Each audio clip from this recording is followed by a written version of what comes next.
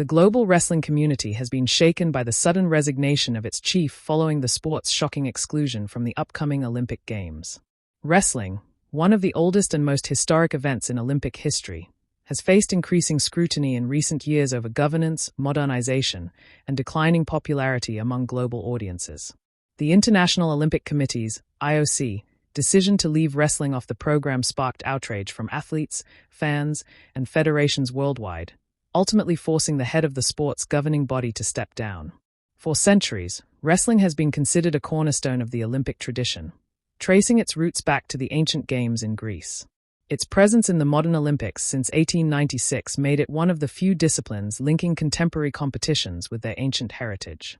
The IOC's announcement that wrestling would not be included in the next Games stunned observers, with many describing it as a betrayal of history. The resignation of the Wrestling Federation's president is being seen both as an act of accountability and as a signal of deeper problems within the sport. Insiders suggest that poor leadership, lack of global outreach, and resistance to modernization contributed to the IOC's decision. Critics argue that the federation failed to market wrestling effectively to younger audiences, did not implement enough reforms to improve fairness and excitement, and struggled with political infighting that weakened its international influence. Athletes have been among the most vocal in expressing their dismay.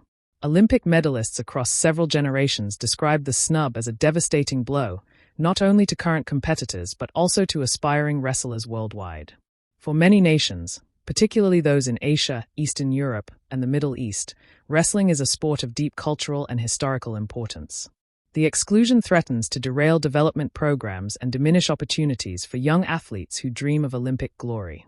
The outgoing chief's resignation may clear the way for a new leadership team capable of restoring wrestling's reputation and fighting for its reinstatement. Already, several countries and federations have pledged to lobby the IOC to reconsider, emphasizing the sport's global reach and historical significance. A task force is reportedly being formed to propose urgent reforms, including modernization of competition formats, enhanced digital engagement, and stronger promotion of women's wrestling to reflect broader inclusivity. Despite the setback, many within the wrestling world remain optimistic that the sport can find a path back to the Olympic stage. Advocates are pointing to examples of other sports, such as baseball and softball, which were previously dropped but later reinstated. With the right reforms and leadership, they argue, wrestling could still reclaim its place in future games. The resignation of the wrestling chief marks a turning point, a moment of crisis, but also an opportunity for renewal. Whether wrestling can adapt to the changing demands of the Olympic movement and modern sports culture will determine its fate. For now, though, one of the oldest Olympic sports finds itself on the outside looking in, fighting not on the mat but for its very survival.